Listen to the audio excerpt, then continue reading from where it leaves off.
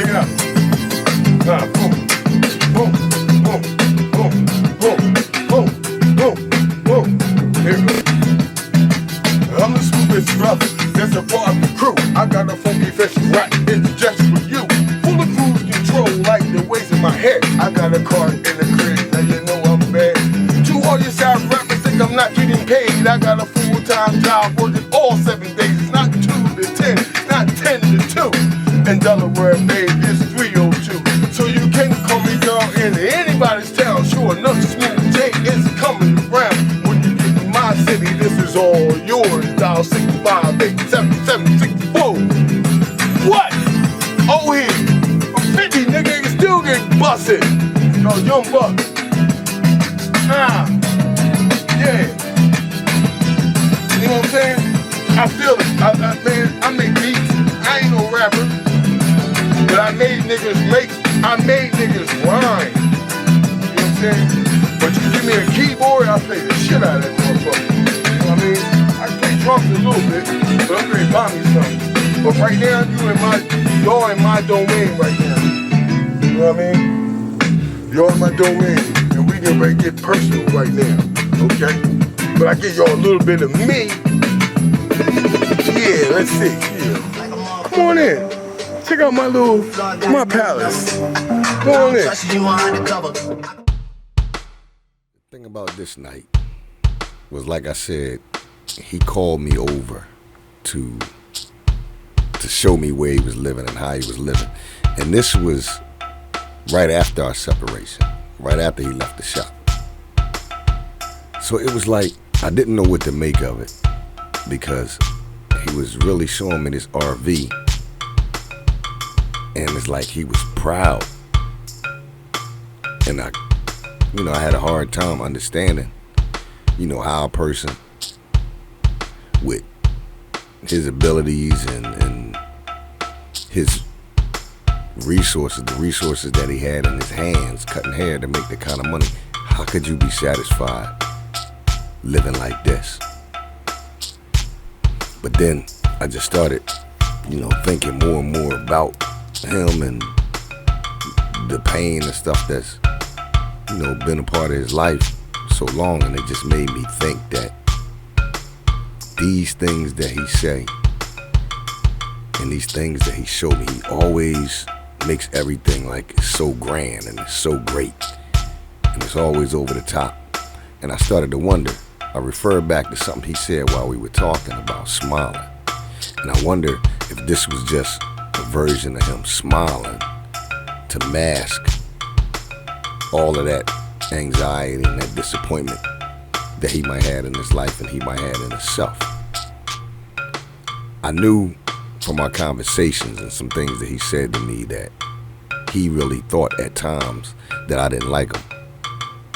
But what I also know is that a lot of people who have insecurities and other issues, they tend to think that you see them through their own eyes.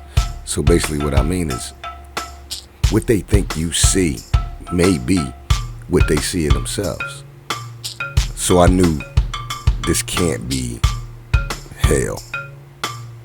This can't be the real Hale, because I'd already worked with him prior to this, and I've seen the real Hale when everything's going right and when he's on top of things.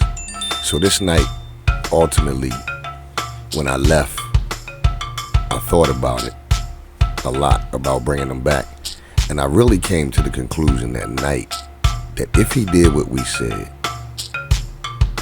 for him to do, as far as be honest with himself about being ready to come back, I was already ready to give him another try, because I had to see if that real Hale that always comes out in the beginning, if it could just stay. What you doing, Hale? What you in there doing?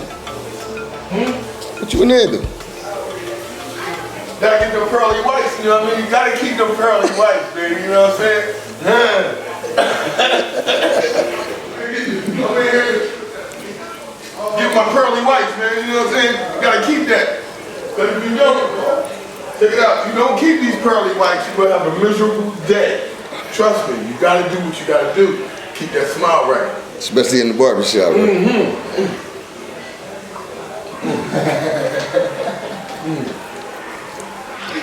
So this is why you keep the teeth brushed? Yeah, that's why you keep your cheek brushed. Because you never know when you might get a young lady in your chair. You know, so you can show them pearly whites. But right now we're doing this $7 every Wednesday till August the 19th. Come in to get, yeah, you know, that's one of the health specials. But you gotta come on down and check us out at Prime Styles and Cuts. Until August the 19th. We're doing $7 haircuts, basic cut, okay, for adults only. So when you come in, you get that haircut on Wednesday for $7. Now listen to me, $7 until August the 19th. Look how much money you saving. You saving how much? Can you count? From $20 to $7. How much are you saving? You saving $13, right? Every Wednesday, you come on down and get one of these $7 Prime Style specials. All right?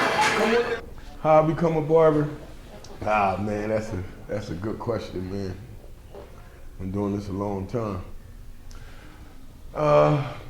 You know, really, the honest truth, watching my grandpa and my uncles and them making money hand over fist, man. You know, being a young boy in that shop, you know, seeing all that money just transferring each hand made me want to, you know, do it. And I went to try it, man. It was like I was born with it. You know, I just picked it up naturally.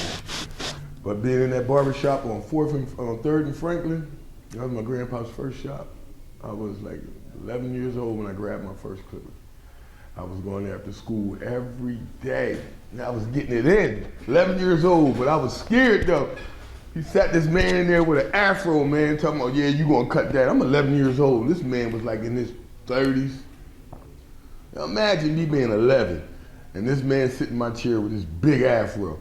And my grandpa said, nah, you wanna make some money, you gonna cut that. I'm like, there ain't no way in the world I'm gonna cut that afro. And he just wanted a little bit off. But I did it, you know. That was my first honest pay for a haircut. I'll never forget it. And I'm still cutting that man's hair till today. Still cutting his hair. So, but I mean, you know, it's a good profession, you know. So but, I mean, there's other things you could have done.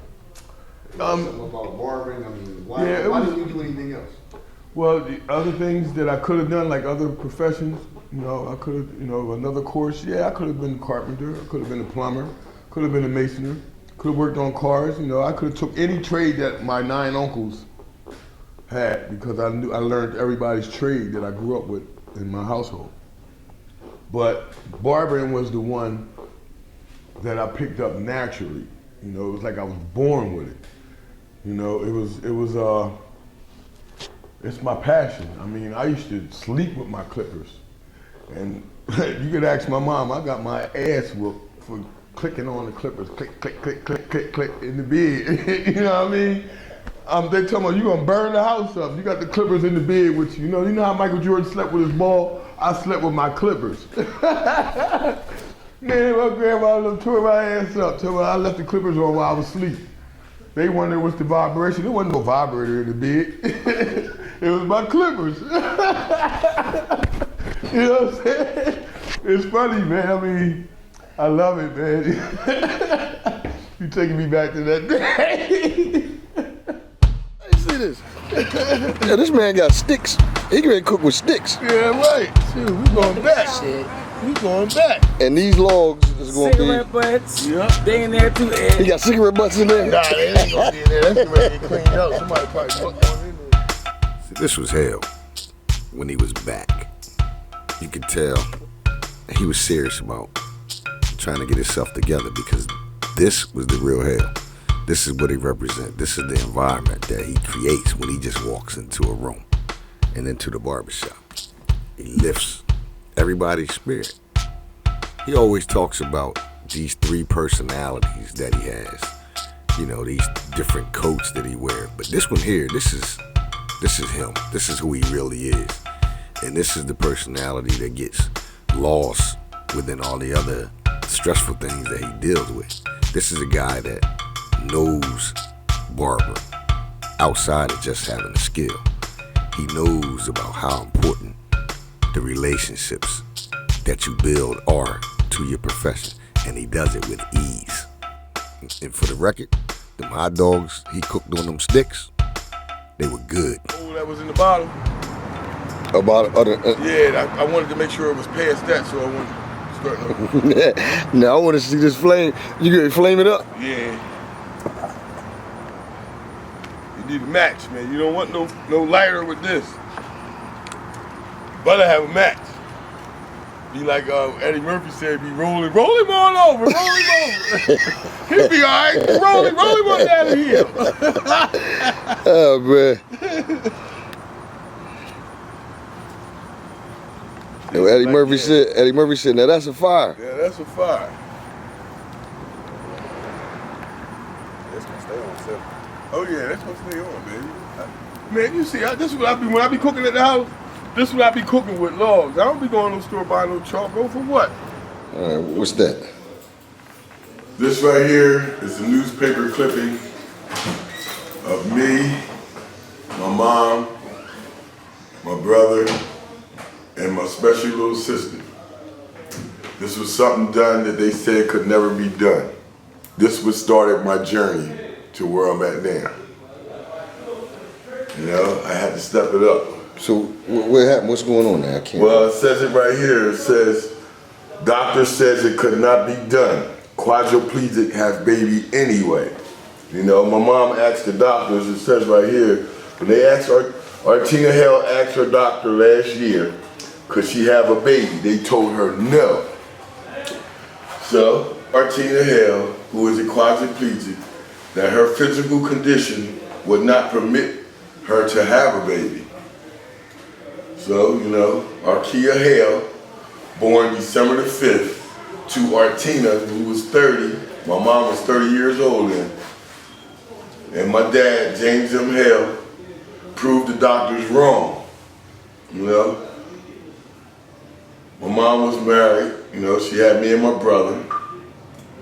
You know, my mom, she got shot in 1971. You know, that was a tragic incident right there. And she was paralyzed when she was a quadriplegic when she had. Well, my mom was a vegetable I was 3, she was a vegetable for 10 years. She was a vegetable for 10 years. But she came out of the vegetable, you know, stage and became quadriplegic. You know. So she moved forward a little bit. But my mom always wanted a little girl, even in her condition. So her and my dad snuck home. You know what I mean? He wasn't with her, but he snuck home, got her pregnant. I like to have been a fly on the wall and watch that. I ain't trying to be funny, but I'm picturing that, you know what I mean? I mean, that's something you don't think about. Nah, it's something a lot of people don't think about. They take it for, you know, they take it for granted that they walking around.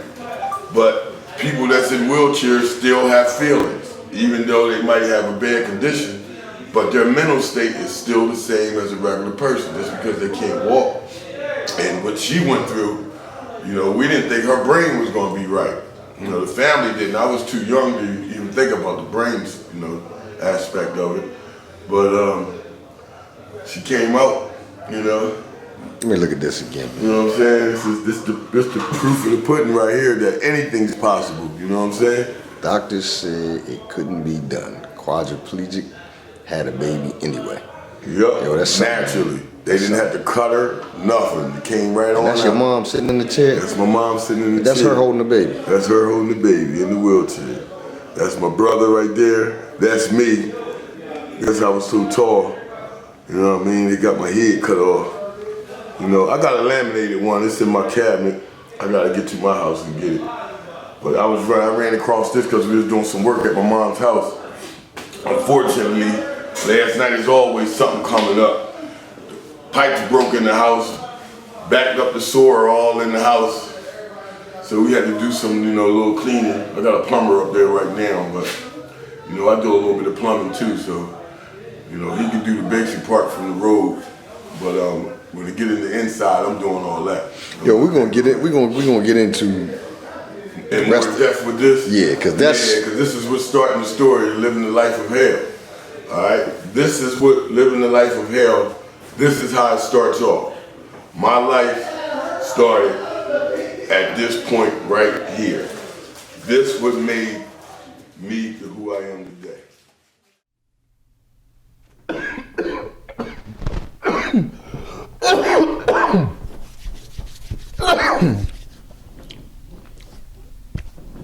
Man, that rain was coming down too, boy. You couldn't even stand out there and smoke a cigarette. Ready? It's working? Yeah. Hello, fellow people out there. All right. I guess we're gonna start this off from just previously showed you a newspaper clipping of my mom. That was back in 1982. That was a newspaper clipping of her having a baby. First quadriplegic to have a natural birth. You know, yeah, she made the paper on that. But this part of the segment is, how does she end up in the wheelchair? How does she become a quadriplegic? Whew. All right, I was 3 years old. We were in Roanoke, Virginia. My mom wasn't supposed to go back down there. My grandfather was telling her not to go. He just had a funny feeling. You know, and we were there. Now mind you, I was 3 years old, and I still remember this incident. I'll be 47 the 15th of this month. You know, it'll be June 15th, this 2015. And her and my dad got into an argument. He wanted her to stay, she wanted to leave. And he told her she ain't going nowhere over her dead body. You know what I mean? If she leaves, she's gonna die. So, you know, things went on, argument. My grandfather on my dad's side was there. I could see them two fussing through the hallway. You know, he was like, I can hear him saying, let her go. And he was like, no. But my mom had already called the cab. So I remember hearing the cab blow the horn. And he came out down the hallway. My grandfather grabbed him. They was wrestling for the gun. And I heard the gun go off. You know, and my mom just swooped over on me. And blood was everywhere. And, you know, I didn't know really what was going on then because I was so young. But when my grandmom came and, you know, rushed down to get me and my brother, actually she was holding my brother at the time because he was only like a couple months old and I was 3. So when all this was going on, somehow I got out of the house. They was looking for me that whole rest of that day. They didn't find me till like mid that night. You know, I was in a hole next door to the house. They had dug up a hole. They had tore down an old barn and had a big hole in the ground. They busy running around calling me. I hear people calling me, but I couldn't say nothing loud enough. But I remember trying to climb out of that hole and kept sliding back down. There was water at the bottom of it. And when my grandma finally found me, she got me out of the hole, took me to the hospital where my mom was. If anybody ever watched Bruce Lee movie, when he got hurt and they had him in that machine, they had his whole body stretched out like this, you know, on the machine where he can turn upside down. That's the first time I saw that. And then later on in my life, I saw it again on a Bruce Lee movie. They had my mom in one of them. She was upside down. She couldn't move at all because her spine was almost severed. You know, it was only hanging by a couple of nerves. And she was a vegetable until I was probably about I think 10 or 13. I know my mom was in the hospital a long time. You know, I was 3 when it happened. I think I was about 13 when she got home. So she was a vegetable the whole time. But she came around and became, you know, she started moving stuff, became quadriplegic. But the whole time I'm going to the hospital, I'm telling the doctors, look what my dad did. My dad did this. You know what I mean? I'm like, wow, they looking at me like, you know, from what my grandma was telling me. I remember going to the hospital. I really don't remember saying that, but from what my grandma and my aunts and family was telling me, they used to try to tell me to be quiet. You know what I mean? Because I was blabbing it out loud. My dad did this, my dad did this. But the whole time now, my dad was in the Marines. Till this day, I haven't seen my dad. I haven't heard anything about him doing 1 day in jail. I don't even know if he got, you know, in trouble for that, or I never heard anything. Not one story about him going to jail. All I know, he was in the Marines. After it happened, he went overseas. And, you know, I'm going to go back and check newspaper clippings and all. But from what my mom and my grandma's not living now, but she told me he's never got in trouble. He was the first black man in Delaware to go to overseas and do something, you know. He was one of them special troops over there, so. But back to the part when she was in the hospital, I used to go see her. Man. Do you remember all this clearly? I remember it clearly like it happened yesterday. I mean. Do you remember how you felt? Yeah, well, actually, I felt like that until I was about 40 years old, until I got peace with myself. Until you was about how old? Until I was about 40. 40. I was angry about that whole situation because it altered my life. I didn't have a regular childhood like everybody else. I didn't have things like other children did. I couldn't go outside and play like other kids. You know, it was very seldom that I can go do things. You know, most of the stuff that we did, me and my brother, we did out front of the house or in the backyard. You know, I mean, don't get it wrong. You know, by us moving in with my grandma gave us a little bit more freedom, but I had to stay in the house and learn how to take care of my mom, because my grandma was saying she won't be around too much longer to help us with my mom. So she wanted us to learn how to take care of a quadriplegic. She wanted us to learn how to take care of, you know, my mom the way she wanted to be taken care of. You know, I'm like learning how to cook. I learned how to cook at the age of 8. I can cook a 4-course meal at the age of 8. I was walking, me and my brother used to push a wagon. I would pull it, he would push it. You know them red wagons with the white wheels? We would have 6 bags, garbage bags, strapped to it with them bungee cords on that wagon. And we would, from Jackson Street, from 2nd and Jackson, all the way up to Rodney Street. Used to be a laundromat on the corner. We would pull, I would pull, my brother would push that wagon all the way up 4th Street Hill. If anybody know anything about 4th Street, you know the hill, when you go up the hill and you got cross Broome. You know, first you got Van Buren, Harrison, Franklin, and all that. Then you got to go up the hill past Connell, and then you going past Broome. Then you hit the Rodney. That laundromat used to be on that corner, and me and my brother would be in there. I remember I was 9 years old, and these older ladies came up to me and said, "Where's your mom? Where's your parents?" "They home." She said, "Y'all washing all them clothes?" I said, "Yeah, what's wrong with that?" She said, "You know how to use that washing machine?" I said, "Yeah." That lady sat there and watched I told my brother, I said, you sort the clothes out, just give them to me and I'll put them in the wash.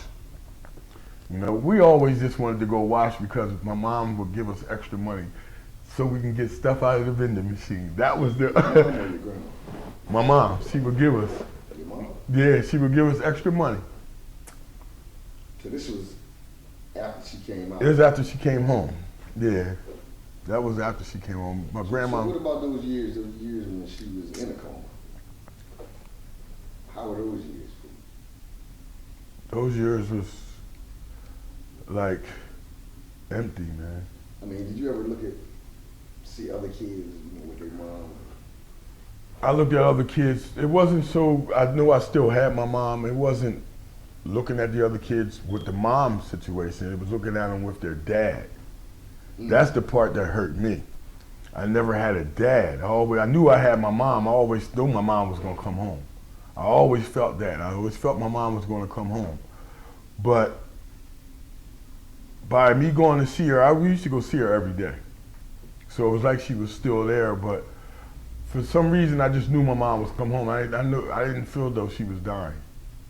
I just felt though, see, I was too young to know how serious the situation was where she was in. All I knew was she was still in the hospital. And I seen other people in the hospital and other people, when I go back, other people would be gone. So I figured one day my mom going, come home. But that wasn't really the thing that was bothering me. It was like I seen all my other friends that I went to school with, and they had their mom and dad.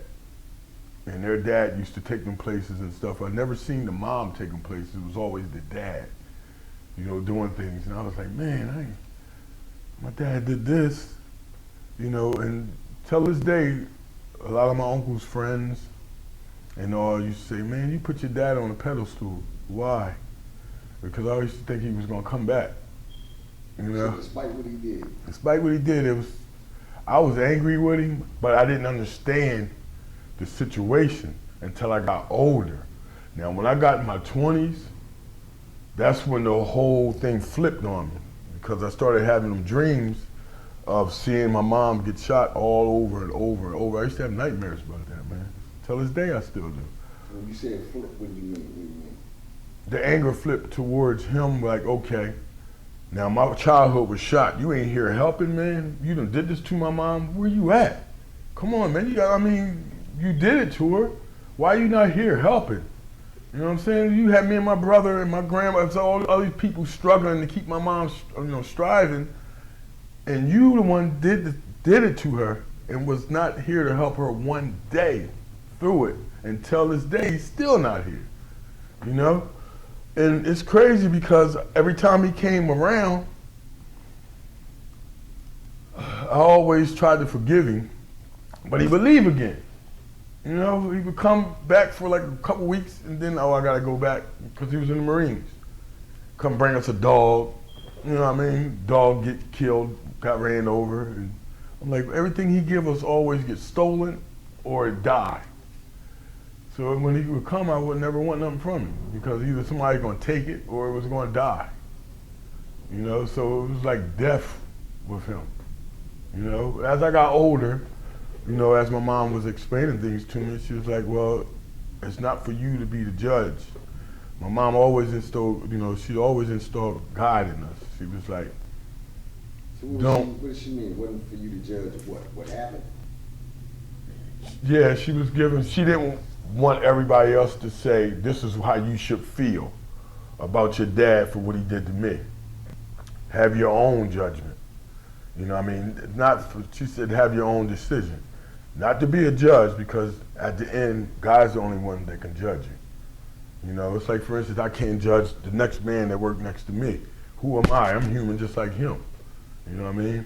But she was only trying to install in us not to have, she knew I had the anger in me. Because I used to say, man, when I get older, man, I'm gonna go find my dad, I'm gonna beat him up.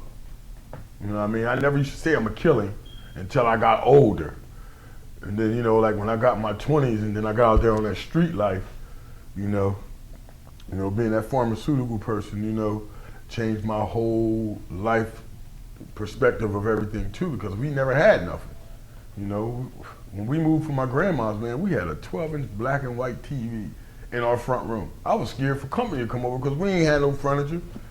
All we had was a grandfather chair and a 12-inch black and white TV in our front room. You know, and I'm looking out the window, looking at all these cats riding these nice cars. You know, I was 13 when I first, you know, started with the pharmaceutical thing, and cause we needed money, man. I mean, I go to school, that free lunch wasn't filling me up, man. I was hungry. I'm serious, man. You know, we eating big pots of soup. You know, Grandma, she taught us how to strive as far as eating and all that. But who got to get tired of eating the same old thing every Friday and every Saturday? I wanted to be like everybody else, you know, not knowing that I'm not doing what was installed in me. I wasn't going to prosper because everything I was taught, I was just holding it there. I wasn't really using what they was teaching me. You understand? What my grandma was teaching me, what my aunts was teaching me, what my uncles was teaching me. I was just going by what I seen. Everything that looked good, you know what I mean? Now I know everything that looked good ain't good. But back then, by being young, I figured, oh, they got money, they doing this. Why not? My mom need this, my mom need that. If I do this, I can get it for her. So you ever think, and I don't want to leave, but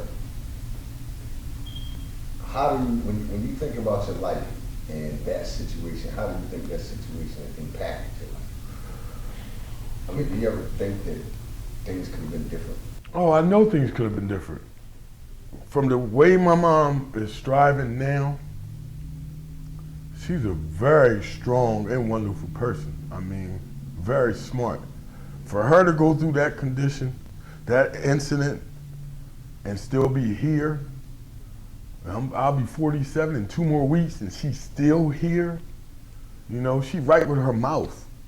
You know, better penmanship than any person you can put. I match her to anybody. I match her to, you know, people at Yale, that's handwriting experts. With her mouth, hands down, she can get them. That's how good her penmanship is with her mouth. You know, she practiced hard every day. I used to see my mom sit up there and cry because she couldn't write her name because her hands are stuck like this. She stuck that pen in her mouth. Man, it went all, you know, she just did her thing, man. You know, but how did that incident impact, you know, my life? Now, I think about it, see, if I tell you how I thought before, then it would be wrong because I don't want to mislead nobody because all I had was bad thoughts. Because all I was thinking about how I felt. I'm not thinking about how my brother felt. I'm not thinking about how my mom felt. I'm not thinking about how the rest of my family felt. I was only thinking about me, what it did to me. I mean, I was figuring, oh, my mom can't get me this. My dad ain't here. It was all about me. But now that I'm older, now I see how it affected all of us. I see how it affected my brother, and I see how it affected the baby that she had in the newspaper clipping. Even though she never got a chance to see her mom walk, but it still affected her. And my dad still came home, got her pregnant, and jetted again. You know, it's crazy. That's interesting, man. How did that? I would love to have been a fly on the wall, but I don't want it to sound too crazy because that's my mom and dad. I'm just saying. How did that? I was always wondering too because you don't really know. Nah, I remember coming home from school and I saw my mom.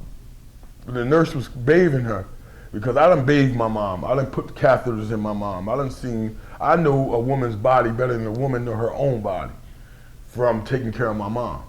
You know, I done bathed my mom. My mom was so comfortable. At first she used to be nervous because we her kids bathing her, but I done bathed her private parts. I done cleaned up, you know, the shit off of her and all that.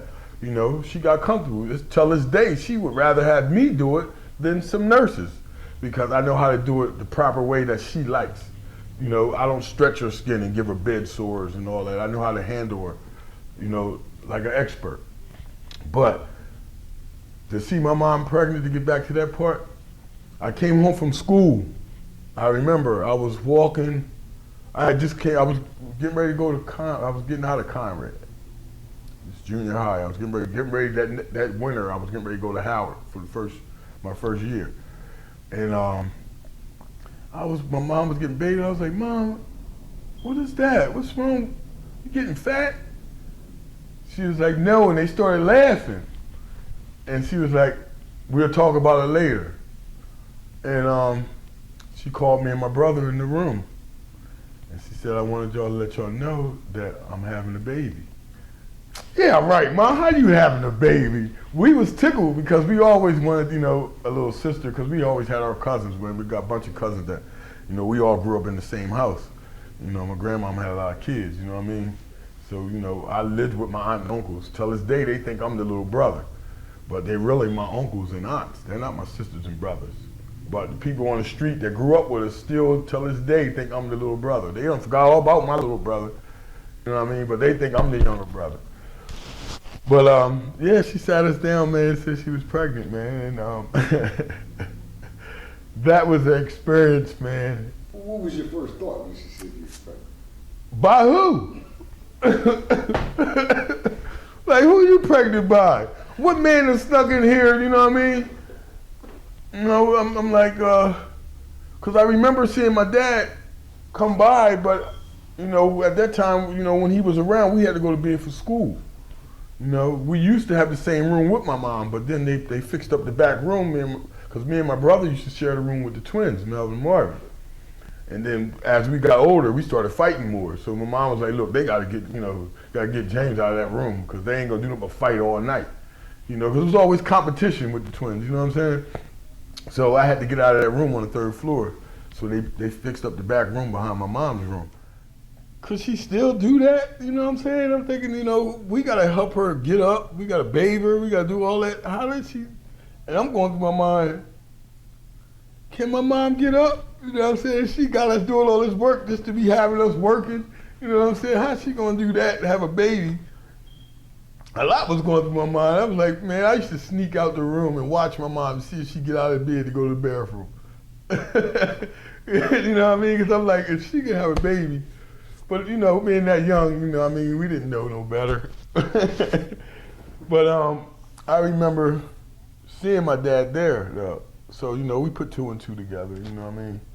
And my mom told us, we were looking forward to it.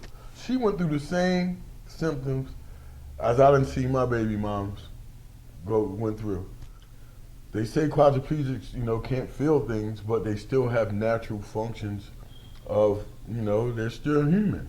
They have natural body functions, I mean, I'm looking at it, the way I was looking at it, okay, I'm looking at it like that now because I'm older.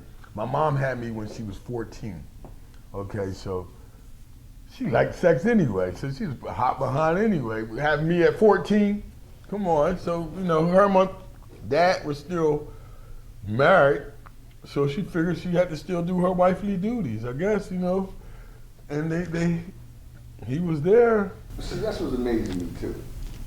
The fact that she knows he did that. Right. And she still forgave him. That's amazing. Yeah. I mean, that's amazing. Well, see, that's where God comes in again. You know what I mean? She gave herself to Jehovah, She said that, if it wasn't for Jehovah, she wouldn't be where she had now, and she's right, because it's a lot of the miracles that happened with my mom that man could not, do. I mean, I remember people coming to the house and tried to use my mom as a test. My mom said, I ain't no test dummy. They wanted her to go through a program to try to get her nerves back to make her walk. And she was like, nah, I would rather stay the way I am. You know what I mean? She didn't want to go through that, Because she figured if she goes through that, then something might happen to her and she might die. So she turned that down. There was plenty of offers for her to be, to get tests, to do some kind of test to see if it'll work. They had machines that they would give her, put on her to make her legs move and stuff. My mom was like, no. Well, I always say some things happen for a reason. Maybe if she wasn't in that condition, maybe other things, other events would have happened that probably would have affected more people. I don't know. But I know from her being in this condition she in now, it made me, I mean, for me now, that I think about it, I'm not angry anymore about it. You know, I asked my dad, you know, I was 30. I asked my dad about it. You know, he was in my house. I had just got married. You know what I mean? I had been married. Matter of fact, let me see. It was 1996. My dad came back in town. Okay? And he wanted to stay at the house where my mom is. I told him, no, you're not staying with my mom. You can stay with me because now I'm protective. You know what I mean? Now I know, all right, you ain't been here all this time, man. You ain't coming back trying to make no rules. I know you my dad, but what you say ain't gonna fly. You know what I'm saying? Me and my brother been here striving to take care of this woman. No, you're not gonna stay in the house with my mom, no. If you wanna stay here, you can go get yourself a place, or you can stay at my place until you get on your feet. You know, so he stayed with me. I got him a job at Smokey's Bar. If anybody know where Smokey's was on Market Street Mall, because, you know, I was at the barber shop, you know, with my grandpapa on 4th and Market, and Smokey's Bar was right across the street. So I remember my dad walked up side of the window as I was cutting hair, and one of the barbers said, yo, ain't that your dad? I was like, man, quit playing, my dad ain't here. And I turned around, it was my dad standing in the window. You know, so, you know, we sat around, we talked, got him a job, bought him clothes, gave him a car. You know, I did all this for my dad because I'm baiting him up now. I said, Dad, there's something I want to ask you. He was like, what? I said, have a seat on the couch, Dad. I mean, this is serious, man. This something been bothering me for a long time, and I want to know. And the first thing he got defensive, boy, don't you bring up no crazy stuff. Sat down on the couch. I was like, see, there you go, man. I mean, you know, 30 years old, and you sitting up here now, you act like you can't, you know, I mean, why jump on the defense? I mean, you don't even know what I'm going to ask you. You know, I could be asking you, are you going to stay here? I could be asking you, what are you going to do with your intentions on with my mom? You know what I mean? You don't know what I'm going to ask you. You know, and then soon, you know, when we sat down, he got comfortable. He said, all right, go ahead and ask me, son. I was like, what did happen with you and my mom? What happened? Why did you do that to my mom? Bap! First thing he did, punched me right there in my mouth. Never forget it. Right in front of my wife. In my house. I mean, he ain't even say a word. I ain't even seen him flinch. He just cracked me dead in my mouth. In my house, man. You know all hell broke loose, right? I'm like in front of my wife, dog, my new wife at that. You know what I'm saying? I just got married. I ain't been married a month. And he gonna crack me in my mouth for asking what happened. Why did he do that to my mom? What was the reason? I want to know. I figured I was old enough I can handle it now, you know. But, you know, I was gonna kill him. I remember during my career as a barber, my mom getting sick. She eventually passed, but before she did, it was a period of about maybe 14 years where she was in and out of the hospital, and things were upside down in my life. And it got hard for me to, you know, focus on what I was doing and what I needed to do inside the barbershop and inside the rest of my life, with the rest of my life. But this has been his entire life. And like I told him, I don't know if I could have handled that because I don't know how long I could have dealt with what was going on with my mom and held it together. So it's factors and things like that that make people the way they are, but they're invisible to us on the outside. We don't see those things unless we know this person. And for him to come out and talk to me about that, tell me these things, says a little something about what he thinks of me. After all this was said and done, he stopped me on the street one day and he told me, he said, Ed, I'm gonna tell you something.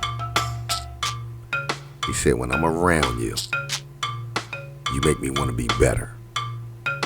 And to me, I mean, that was a heck of a compliment considering all the stuff that we had gone through trying to be there together in that shop.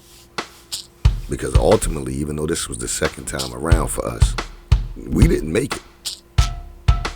We had another incident, and that was pretty much it. But as emotional as that incident was and explosive as it became, we still managed to become, remain friends. Because this guy came to me afterwards and apologized. And he said to me, I still want to finish this film. So we did that.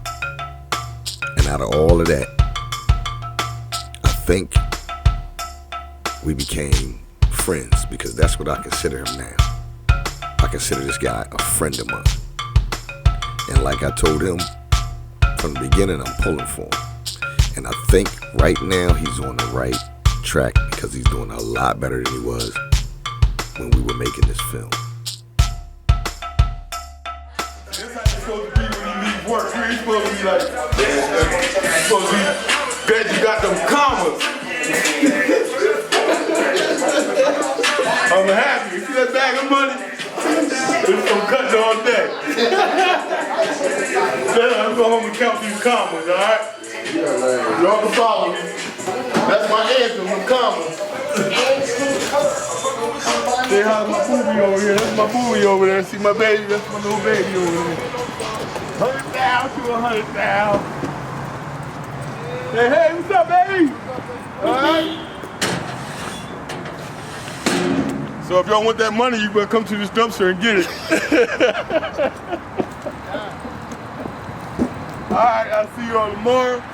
We will restart tomorrow. Peace. All right, we're gonna have some fun, baby.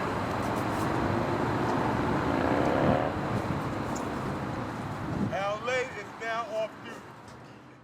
like I said, man, after I gave him that second shot, he still didn't make it.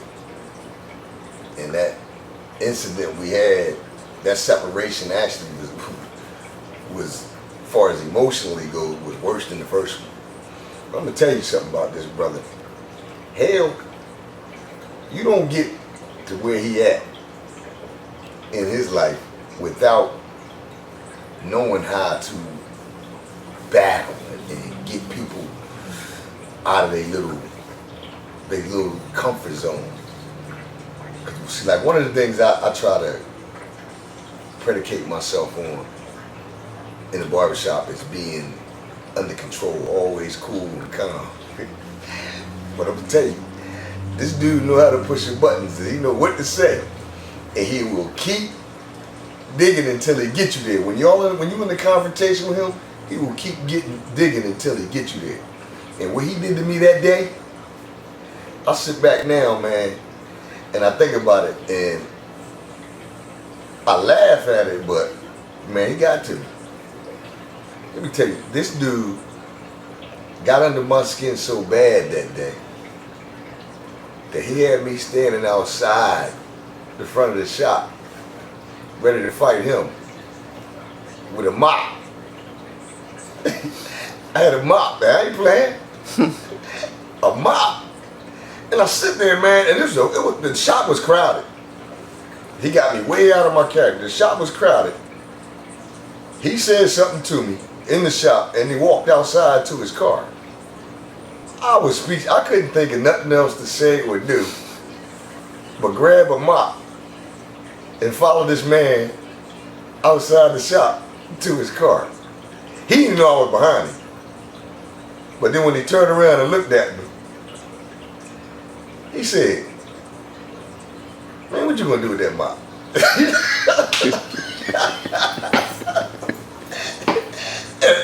And I'm sitting up there, I'm this big, I'm the boss. You know what I mean? I'm standing up there with a mop. My barbers didn't see me walking through the shop dragging a mop. And he turned around and asked me what I was going to do with that mop. I turned around and went in and acted like I was getting mop the floor. That's it. Alright, check it out. Boom, boom, boom, boom, boom, boom, boom, boom. Here we go. I'm the smoothest brother, that's a part of the crew. I got a funky fresh right indigestion for you. Full of cruise control like the waves in my head. I got a car in the crib, now you know I'm bad. To all your side rappers think I'm not getting paid. I got a full-time job working all 7 days. It's not 2 to 10, it's not 10 to 2. In Delaware, babe, it's 302. So you can call me girl in anybody's town. Sure enough, Smooth J is coming around. When you get to my city, this is all yours. Dial 65 877 64. What? Oh, here. I'm 50, nigga, you still get busted. No, young buck. Yeah. You know what I'm saying? I feel it. Man.